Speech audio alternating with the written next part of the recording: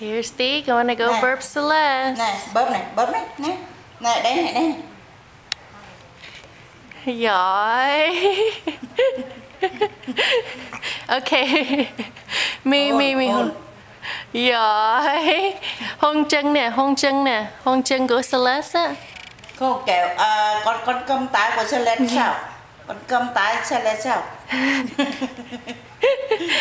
Này, ngồi đây bông em, ngồi lên bông em. Ngồi lên. Bông em, nằm xuống, bông em này. Ngồi lại đàng hoàng. Ngồi lại bên, rửa. Bỏ chân xuống.